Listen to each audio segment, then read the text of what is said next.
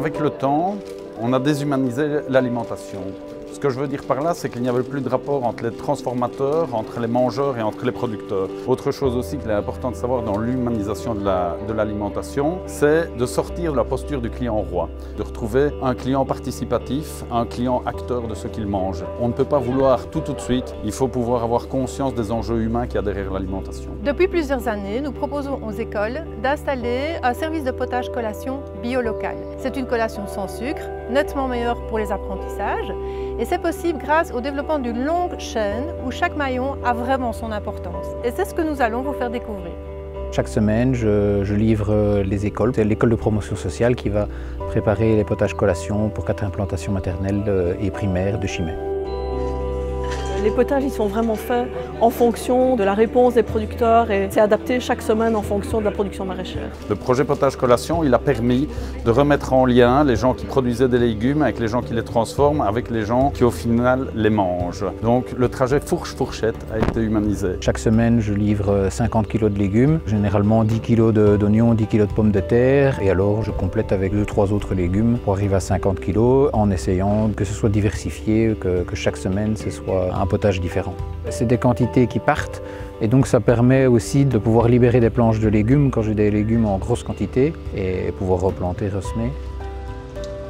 Alors avant de partir, livrer dans les écoles, on a une fiche et des étiquettes qui ont accompagné le potage et qui indiquent la composition du potage, le nombre de litres, les allergènes évidemment puisque ça c'est obligatoire pour l'AFSCA. Aussi l'eau à rajouter pour que le potage soit non seulement à bonne température mais à bonne épaisseur pour être servi aux enfants. Nous sommes en Belgique, en région wallonne, et en région wallonne il y a 5 provinces. Et donc nous avons développé déjà des fabrications de potage sur l'ensemble des provinces. Notre genèse du projet, c'était vraiment de soutenir l'agriculture locale et notamment les invendus. Donc par exemple, l'exemple classique, c'est les courgettes. Pour avoir des courgettes toute la saison des courgettes, il y a un moment donné où ils ont des tonnes de courgettes et dont ils ne savent pas quoi faire. Et donc maintenant, on fait pas mal de soupe de courgettes. Tous les légumes ils sont découpés dans une légumerie et on travaille avec Entranam, c'est une entreprise de travail adapté, qui sont là pour apprendre à découper les légumes et pour nous aider à faire ce travail-là. On a 2 systèmes, c'est en liaison froide ou en liaison chaude. La soupe qui est préparée le vendredi part en liaison froide le lundi. La liaison froide, elle passe en sous-vide. Et pour mettre notre potage sous vide, on doit fonctionner avec un potage qui est déjà froid. La mise sous vide, elle se fait en poche de 5 litres. Donc c'est une manipulation un petit peu délicate. Il faut être très consciencieux. Pour la liaison chaude, on reçoit les légumes le jour qui précède. Ils sont traités, ils sont épluchés, nettoyés par nos stagiaires. Et le lendemain, très tôt, on arrive à 5h30, 6h moins quart, on met la soupe en route et à 8h, 8h15, des cargos vélos viennent la chercher pour l'emmener directement sur place où elle sera bue vers 10h. En gros, je vais charger les soupes que je vais aller livrer dans 3 écoles ici aux alentours. Et puis je récupère les bacs vides que je ramène ici et voilà. À Liège, on a été encore un pas plus loin. On a choisi d'utiliser les livraisons cycle urbaines de l'ASBL Rayon 9, qui est un opérateur aussi en économie sociale. C'est pas Uber Soup.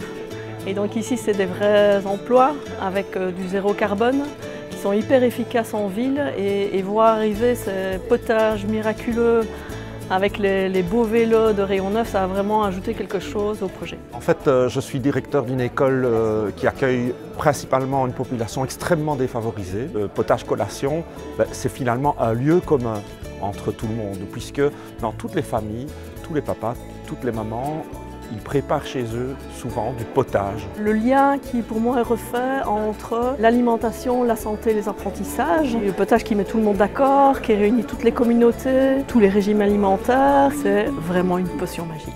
En fait, on met des petites étiquettes ici avec les ingrédients qui sont dans la soupe et ça permet aux enfants de visualiser aussi des légumes qu'ils ne connaissent pas forcément.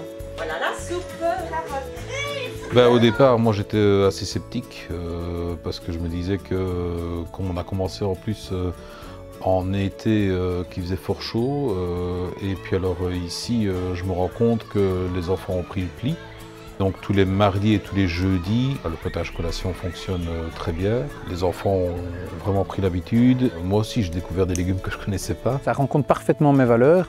Je pense qu'il faut en effet qu'on puisse se réapproprier notre alimentation. C'est vraiment l'idéal de pouvoir commencer dès le plus jeune âge à faire goûter de la bonne nourriture aux enfants. Maintenant, je me sens un peu un pionnier dans ce projet, dans le sens où il y a encore beaucoup de choses qui doivent se mettre en place.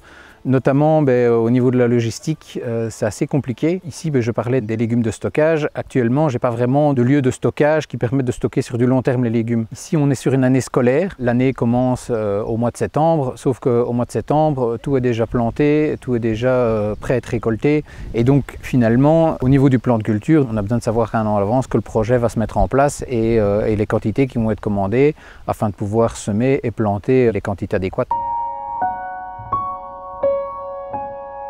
Moi, je pense que c'est un choix politique à un moment donné de faire le pari que si c'est subventionné, ça va avoir des répercussions sur l'économie locale. On parle beaucoup de l'égalité des chances et dans l'égalité des chances, il y a aussi l'accès au bien-être.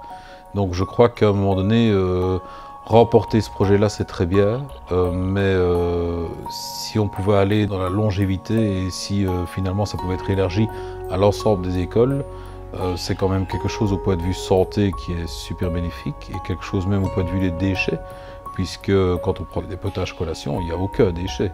On réutilise tout. Sensibiliser les enfants et au travers des enfants les parents de l'importance du bien manger parce que ça a des répercussions bien entendu sur différents domaines tels que la concentration ou les enfants qui sont hyperactifs. Je pense que c'est lié aussi à la surconsommation de sucreries sous différentes formes. Moi je trouve dès le départ c'est très ambitieux, très agréable de faire découvrir ce système-là aux enfants. Faire prendre conscience aussi aux enfants que ce qu'ils mangent, ce qu'ils boivent dans leur petit gobelet, que ça vient de la terre, du sol. Et j'espère que plus tard, quand ils seront plus grands, qu'ils cultiveront aussi comme nous, on fait ici à l'école, dans notre potager. Moi je trouve ces projets formidables, ils adorent. Au départ, ils buvaient 3 enfants sur 5 buvaient et maintenant la totale, ils boivent tous, c'est formidable.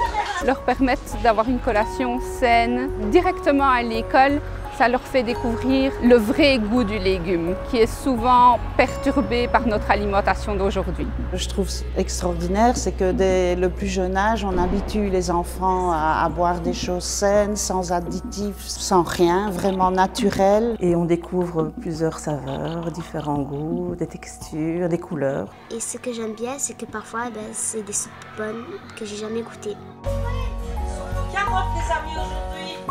C'est une nécessité maintenant qu'on puisse se réapproprier notre alimentation et pour ça il faut faire vivre les producteurs locaux parce que si demain il n'y a plus de producteurs locaux et qu'on n'est plus capable de produire, parce que finalement notre système alimentaire dépend des énergies, on le voit maintenant qu'elles sont limitées et en tout cas elles ont un coût très important et donc à un moment donné il faut qu'on puisse être capable de produire différemment. Sinon demain, si la crise persiste, si la crise s'aggrave, eh bien, on ne saura plus manger. Au niveau des écoles, on a vraiment fait à peu près le même travail, c'est-à-dire évaluer aussi le matériel nécessaire, le matériel qui était manquant, qu'il fallait leur fournir.